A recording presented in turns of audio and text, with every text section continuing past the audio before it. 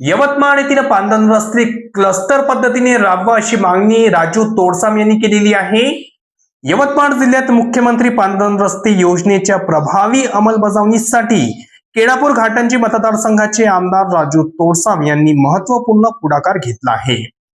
ग्रामीण भागातील शेतकऱ्यांसाठी पांदन रस्ते हा अत्यंत जिव्हाळ्याचा विषय असल्याने या योजनेची अंमलबजावणी अधिक परिणामकारक व्हावी यासाठी त्यांनी विशेष प्रयत्न सुरू केले आहेत। आमदार राजू तोडसाम यांनी जिल्ह्याचे पालकमंत्री तसेच संबंधित विभागाकडे प्रत्येक मतदारसंघात पांदन रस्त्यांची कामे क्लस्टर पद्धतीने राबवण्याची मागणी केली आहे। या माध्यमातून स्थानिक बेरोजगार युवक, छोटे ठेकेदार तसेच तांत्रिक डिप्लोमा व पदवीधारांना रोजगारांच्या संधी उपलब्ध व्हाव्यात अशी त्यांची भूमिका आहे। त्यामुळे केवळ रस्त्याची गुणवत्ता सुधारेल असे नाही तर ग्रामीण भागात आर्थिक घडामोडींनाही चालना मिळेल आणि मतदारसंघाचा विकास साधता येईल असा विश्वास आमदार राजू तोडसाम यांनी व्यक्त केला आहे। त्यांनी प्रशासनाला या संदर्भात आवश्यक त्या सूचना देण्याबाबतही आग्रह धरले आहे। दरम्यान RN न्यूज सोबत बोलताना राजू तोडसाम यांनी या योजनेच्या अंमलबजावणीबाबत आपली भूमिका स्पष्ट करत पांदन रस्ते क्लस्टर पद्धतीने राबवणे ही काळाची गरज असल्याचे त्यांनी अधोरेखित केले। यावेळी आमदार राजू तोडसाम यांनी दिलेली प्रतिक्रिया आहे जे ग्रामीण भागातनी प्रशासनाच्या माध्यमातून जे होत आहे ते कामं ग्रामीण भागातील नागरिकांना मिळायला पाहिजे, जे करणारे आहे त्यांना। यावर तुमचं मत काय?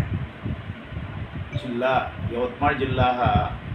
विस्ताराने मोठा आहे। या ठिकाणी कुठल्याच प्रकारचे मोठे उद्योगधंदे नाही आणि मेन क्रॉप आपला जो मेन पीक जे आहे कापूस, सोयाबीन, तूर म्हणजे शेतीवर आधारित असलेला जिल्हा आणि मोठ्या प्रमाणावर बेरोजगारी असल्यामुळे इथल्या बेरोजगारांच्या हाताला काम जर द्यायचं असेल तर काही प्रमाणात का होईना बेरोजगारांच्या हाताला काम द्यायचं असेल तर शासन आणि प्रशासन मिळून स्थानिक पातळीवर म्हणजे गाव पातळीवर किंवा तालुका पातळीवर त्या ठिकाणचे छोटे मोठे जे ठेकेदार असतात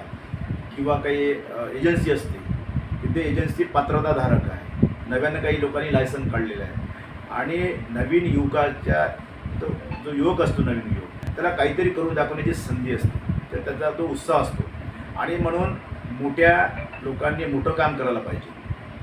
त्याच्यापेक्षा लहान कार्यक्रम एजन्सीने करायला पाहिजे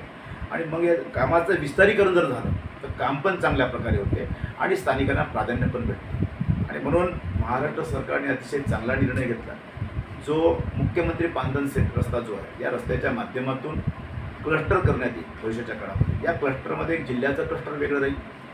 आणि विधानसभाने या क्लस्टर जर राहिलं तर त्या ठिकाणच्या विधानसभेच्या स्थानिक जे काही उमेदवार आहेत स्थानिक जे काही बेरोजगार युवक आहेत, जे काही बी झालेलं आहे, काही डिप्लोमाधारक आहे, या लोकांना सुद्धा काम करण्याचा एक नवा अनुभव येतो आणि शेतकऱ्याचा पोरगा असल्यामुळे त्याला त्या ठिकाणची नाड जोडलेली असते आणि म्हणून तो चांगल्या प्रकारचं काम करण्याचा एक उत्साहवर्धक त्याचं काम राहील त्यावेळेस आणि एक चांगली संधी जर त्याला मिळाली तो चांगलं काम करू शकते। आणि आम्ही ग्रामीण भागातून असल्यामुळे आमची अशी इच्छा असते की अनेक कार्यकर्ते आमच्यासाठी काम करतात। इलेक्शनच्या कामामध्ये आम्हाला अनेक लोक मदत करतात। कधीतरी प्रत्येक कार्यक्रमाच्या वेळेस ज्या कार्यकर्त्यांच्या भरोश्यावर आम्ही या ठिकाणी होत असतो त्या कार्यकर्त्यांचाही आम्हाला माहीत आहे की या ठिकाणी विचार करावा लागतो आणि म्हणून मला असं वाटते की आज पांदन रस्त्याच्या माध्यमातून ग्रामीण भागातला युवा तरुण उद्योजक तयार व्हावा, नवीन ठेकेदार तयार व्हावं आणि नवीन संधी मिळून एक नवीन आपल्या म्हणजे काय म्हणते आपल्या जिल्ह्यामध्ये एक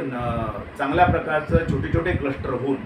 त्या लोकांना काम मिळावं ही माझी वैयक्तिक मानसिकता आहे आणि माझी इच्छा पण आहे। त्या दृष्टिकोनातून आम्ही प्रयत्नसुद्धा करणार आणि म्हणून त्या दिवशी माननीय पालकमंत्री महोदय, माननीय आपले अशोकजी विखे साहेब, आमचे आदिवासी विकास मंत्री साहेब आणि बाकी सगळे आम्ही आमदार लोक सगळंच होतो त्या ठिकाणी आणि आम्ही निर्णय घेतला की त्या विधानसभेच्या लेवलवर क्लस्टर तयार करायचं आणि त्या क्लस्टरच्या माध्यमातून त्या विधानसभेचेच लोक त्या विधानसभेमध्ये काम करतील अशा प्रकारची रचना आम्ही त्या ठिकाणी केली आहे आणि भविष्याच्या काळात त्या माध्यमातून चांगलंसुद्धा काम होईल आणि त्या स्थानिकांना कामसुद्धा मिळेल।